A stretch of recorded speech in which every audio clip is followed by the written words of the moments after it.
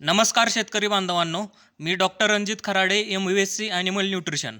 तर आज आपण पाहणार आहोत 3 महिन्यापर्यंत वासराला काय काय खायला द्यायचं त्याचं शेड्यूल. तर आपण पाहू शकता खालच्या टेबलमध्ये 3 दिवसापर्यंत कोलोस्ट्रम द्यायचं. म्हणजे पहिलं जे चीक निघतो दुधाचा त्याला कोलोस्ट्रम म्हणायचं.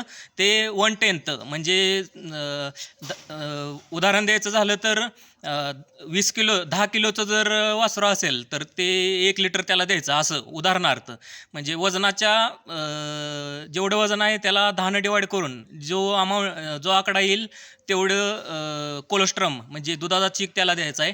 तर 4थ्या दिवसापासून 14व्या दिवसापर्यंत दूध द्यायचं. ते पण 1/10 पट म्हणजेच 10 डिवाइड करून त्याचं वजन करायचं 4थ्या दिवशी आणि त्याला 10 डिवाइड करून जेवढा आकडा येईल तेवढं दूध त्याला पाजायचं. तर चीक हा फक्त 3 दिवसापर्यंत पाजायचा आहे. त्यानंतर 4थ्या दिवसापासून नॉर्मल मिल्क यायला चालू होईल. ते 14व्या दिवसापर्यंत कंटिन्यू करायचं.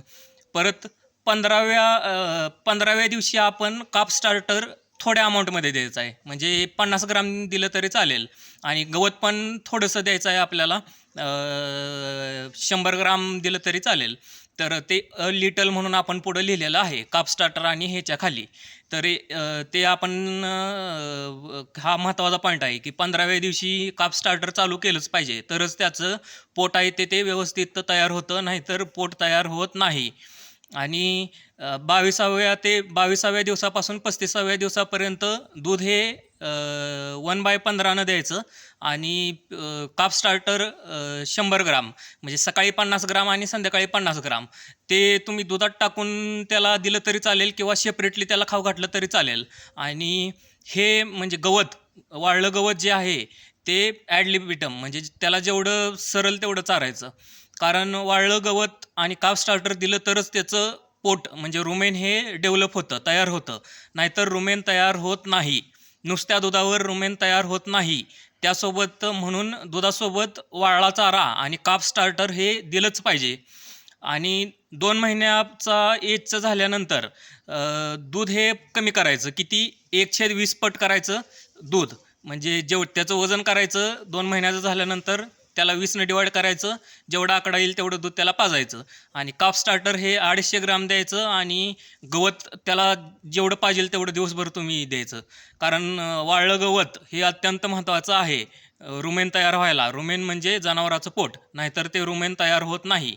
आणि 3ऱ्या महिन्याचं झाल्यावर दूध अजून कमी करायचं आणि काप स्टार्टर वाढवायचं. काप स्टार्टर 50 ग्रामनं वाढवायचं, 250 ग्रामनं वाढवायचं.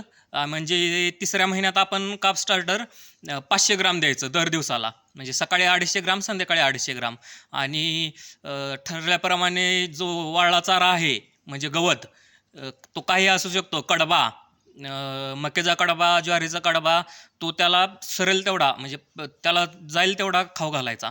आणि 3 महिन्याचं झाल्यानंतर त्याचं विनिंग करायचं. विनिंग म्हणजे त्याला दूध पाजायचं बंद करायचं. म्हणजेच त्याला आईपासून सेपरेट करायचं आणि तिथून पुढं तो दुधाशिवाय फक्त कॉन्सन्ट्रेट आणि रफेजवर जगू शकतो. तर अशा प्रकारे आपण वासरू 3 महिन्याचं होईपर्यंत त्याला काय काय खाऊ घालायचं हे आपण बघितलं. सगळ्यात महत्त्वाचं 15व्या दिवशी काप स्टार्टर आणि वाळला चारा. काप स्टार्टर हे बाजारात विकत मिळतं आणि वाळल्या चाऱ्यामध्ये घरी साठवलेला वाळला कडबा, तो मकेचा कडबा असेल किंवा ज्वारीचा कडबा असेल, तो कडबा देणं अत्यंत गरजेचं आहे.